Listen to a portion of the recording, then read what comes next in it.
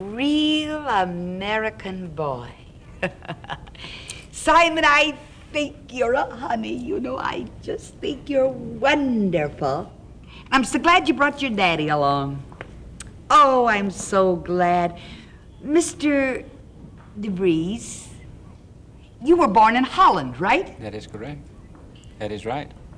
The very first time that I met you was, I stood in the Shrine Auditorium with the newspapers, and some scientists were trying to analyze these healings, and I didn't know you were a scientist.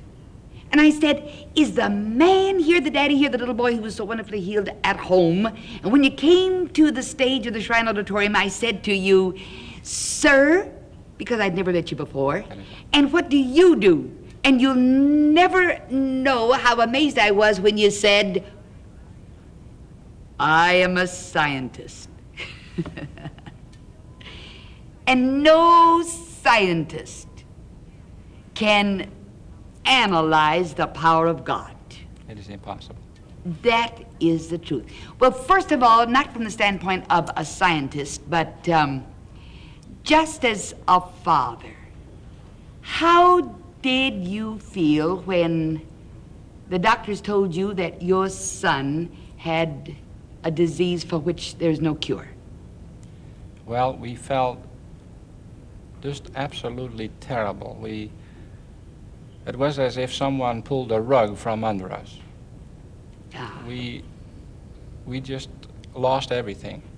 I don't think that if I would have been sick or my wife would have been ill, maybe we would have been able to take it. But to have one of your children contract a disease that there is absolutely no hope for. What did the doctors say it was? And they said it was scleroderma. And this was determined after many tests, many biopsies. And it is a rare disease. So there was no possibility of it being a wrong diagnosis? There was absolutely no mistake.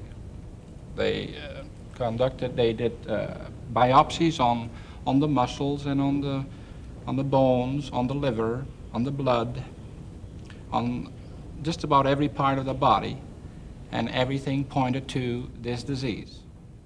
Now, this disease is in a family of the collagen diseases. It's a disease that takes place in the protein tissues of the body. We didn't know about this at all, and this is what the doctors explained to us. Is it unusual for it to be in the body of a young person? It is. So The disease itself is very rare, so it makes it very unusual for a child to have this disease, yes. And we always had so much faith in man. We had a tremendous faith in doctors. And all of a sudden, here we were. Mm-hmm. No one could help us. No one could help us. We were just absolutely helpless.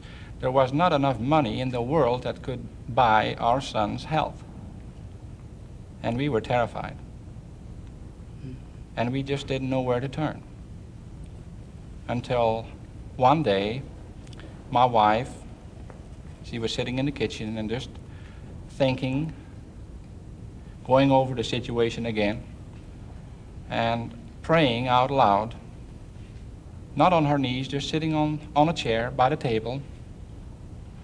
And she said, if there is a God, I want to know him. Just that simple. That's all. And that's all it took for God to move right in. She received an answer immediately. You know, in Revelation 3, verse 20, the scripture says, behold, I stand at the door and knock. If anyone hear my voice and open that door, I will come in and sup with him and he with me. And Adi just asked him to come in. And all of a sudden, she knew the answer, and she was very excited. And the answer was God could help us. You had never thought of turning to him prior to that?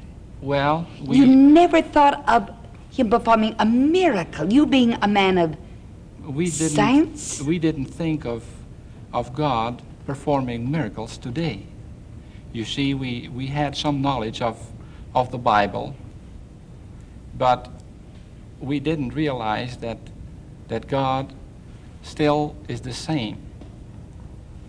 And so Audie was very excited, so she called me at work and she said, you know what, I've got good news. And this is what we needed. It was good news. The Bible, the New Testament, the gospel is good news. You mean after she got it from her knees right there in her own home? That is right. So she called me at work and she says, I have good news. That's all she said. So it was almost lunchtime, so I rushed home for lunch. And as I came in, I said, what is it? Because we had so much bad news. I mean, with the disease and just everything went wrong. And as I walked in, she says, you know what? And of course, she didn't know how I would react on this because we were married for 13 years, and yet we didn't know each other in this way. She did not know how I would react on her telling me God can help us. And so she said, God can help us. And as he said this, I knew that he could help us. And so then we thought we would give God a little hand. We're all so human, aren't That is we? right. So we thought maybe we should go ahead and go to Oral Roberts. Mm-hmm. And we contacted Tulsa, Oklahoma, and we tried to get an appointment. We contacted an airline to fly down there, and nothing worked out. Nothing worked out. The appointment didn't work out, and the airplane reservations didn't work out, and somehow it just didn't fit. So then one day, it was a Sunday, all of a sudden in our bedroom, I saw a book, and the book is called I Believe in Miracles. How did it get there? Well, it had been there for a long time, but I never saw it, really. Before that, it was in the back of the car for quite some time. In fact, my wife's mother gave it to us. But you weren't interested then. We were not interested. My wife had picked it up, and she didn't read it. And I had seen it, and yet it hadn't clicked. So this Sunday, I was very eager to find out about miracles. And I picked up this book, and I didn't want to waste any time, so I didn't start in the front. I didn't start in the back, but I started in the middle. And I started reading about a story about a young boy, and Eugene Yes. is his name. And he was healed instantly, miraculously. And this really spoke to me. It made me very happy. I just had a joy. And then it was approximately 10:30 on a Sunday evening, as I had read this story, and I had told my wife about it, and all of a sudden I just had to turn the television on. And mind you, I had never heard of Kathryn Kuhlman. No one had ever told us about your minister. So I turned the television set on, and it was on channel 13. I don't believe those things just happen, do you? I know they don't just happen. That's the truth. And so I turned the television on, and who was on? Kathryn Kuhlman. And guess who was the guest? The same one whose story you read in the book I Believe in Miracles. Eugene, that is right. And this was in June of 1969. In June of 1969.